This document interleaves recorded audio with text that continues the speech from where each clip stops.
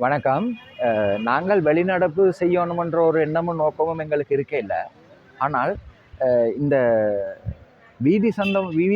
வீதி சம்பந்தமான ரோட்டு சம்பந்தமான விவாதங்கள், வாதங்கள், பிரதிவாதங்கள் நடந்து கொண்டு இருக்கிற நேரத்தில் எங்களுடைய வடமராட்சி கிழக்கில்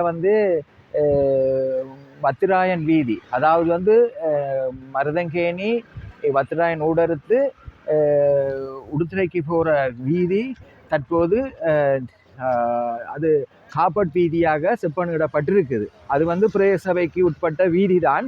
அந்த வீதி தண்ணி ப்ராஜெக்டால் செய்யப்பட்ட வீதி. அந்த வீதி அகலம் காணாது.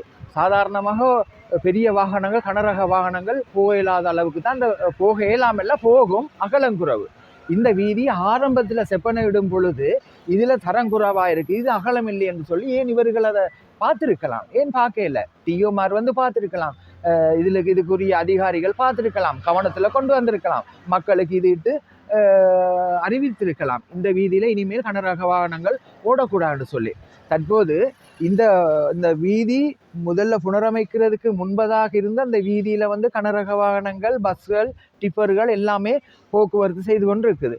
பகல் ஸ்கூல் பஸ் அதால் போய் வாரது, சிடிபி கவர்மெண்ட் பஸ் 12 மணிக்கு ஸ்கூல் டைமுக்கு அந்த பஸ் அதால் போய் வாரது உண்டு. ஆகவே அதால் பஸ்ஸுகள் பிரயாணம் செய்கிறத இதில் பஸ் பிரயாணம் செய்யக்கூடாதுன்னு சொல்லி ஒரு தீர்மானத்தை எடுக்கிறதுக்கு சபைக்கு அனுமதி இருக்குது. ஆனால் அந்த சபை எப்படி எடுக்கணுமன்றது தெரியாமலுக்கு கடந்த 16ஆம் தேதி டிசிசி மீட்டிங்கில் வச்சு தான் எங்களுக்கு தெரியும் இந்த மாதிரி ஒரு பிரச்சனையை தவிசாளர் கொண்டு வராருன்னு சொல்லி. தவிசாளருக்கு எதிரான ஒரு தரப்பு அவரோடு பிரச்சனை பட்டினவர்கள் அதுக்கு எதிராக அவர்கள் வாக்குதாபம் பண்ணியிருந்தாங்க.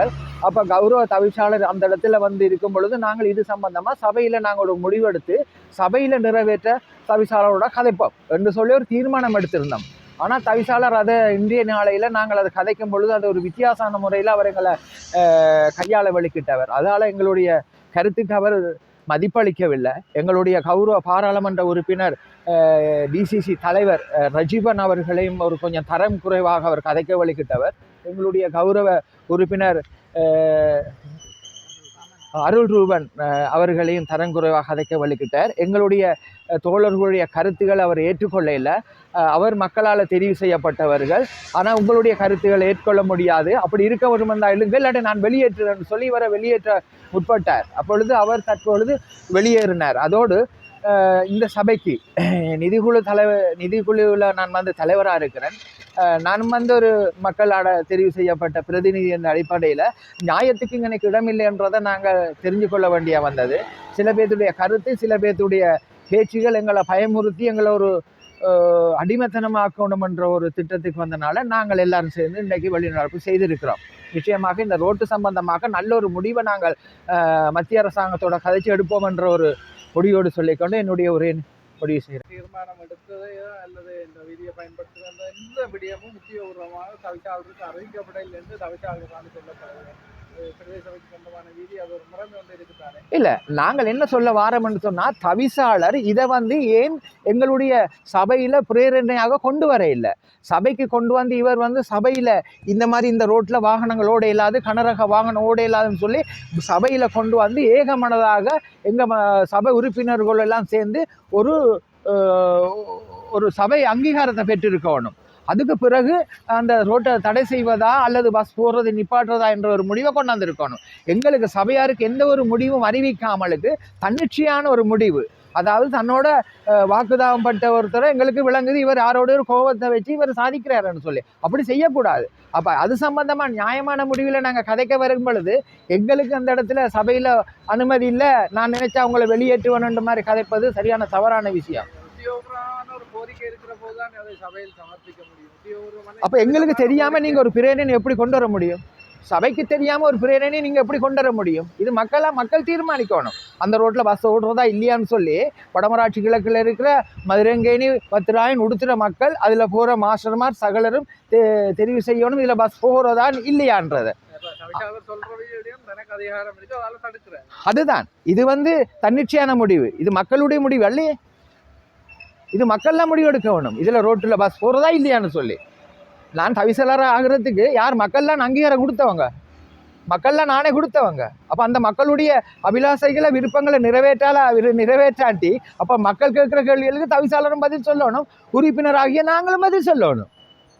இப்போ நாங்கள் நியாயத்தை கதைக்கும் பொழுது எங்களுடைய வாயை மூடி எங்களை பேசுகிற அளவுக்கு வந்தால் நாங்களும் மனுஷர்கள். அப்போ நாங்கள் சாதாரணமான முறையில் இருந்துட்டு போகிறதுக்கு இந்த சபையில் வர இல்லை. ஆகவே நாங்கள் ஏற்கனதாக நாங்கள் வெளிநடப்பு செய்திருக்கிறோம். நன்றி, வணக்கம். வணக்கம்.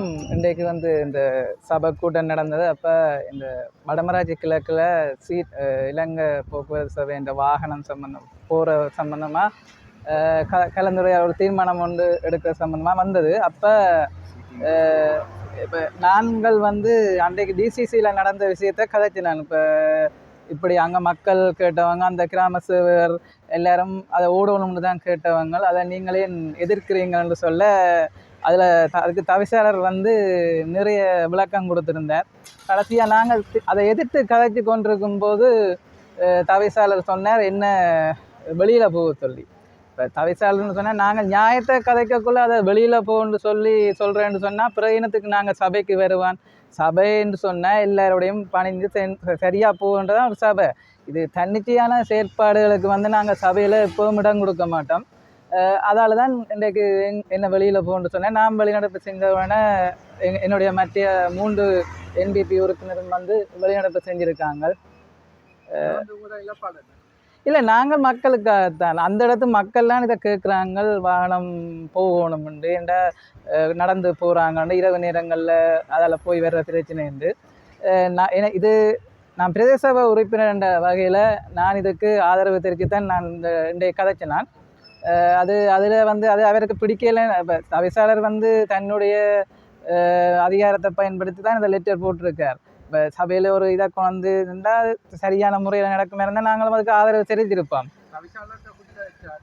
பொதுவாகவே தன்னுடைய ஆலயக்கு உட்பட, அதாவது சபையுடைய ஆலயக்கு உட்பட்ட வீதியை பயன்படுத்துவது சபைக்கு உபயோகமான அனுமதியை சபையிடம் கோரியிருக்க வேண்டும். ஆனால் இதுவரைக்கும் யாரும் கோரவில்லை என்று சொல்லிங்க வந்ததில்லை. சரி, அப்படின்னு சொன்னால் எங்களோட பிரதேச சபையில் நிறைய வீதிகளில் இந்த இலங்கை போக்குவரத்து இந்த வாகனம் போய்கொண்டிருக்கு. அப்போ அப்படின்னு சொன்னால் நான் எந்த கருத்து என்னன்னு சொன்னால், அப்போ தவிசாளோட அனுமதி எடுத்திருந்தால் அது அந்த ரோட் வீதியால் போகிறதுக்கு அனுமதி எடுத்திருந்தால் அது பிரச்சனை இல்லையா? இல்லை, அப்போ இல்லை அனுமதி எடுக்காமல் செஞ்சதுதான் இப்போ பிரச்சனையா? அதுதான் என்ற கேள்வி. இப்போ மக்களுக்காகத்தான் நாங்கள் அதை விளங்கி எல்லாரும் செயற்பட்டிருந்தால் இந்த பிரச்சனை வந்திருக்காது.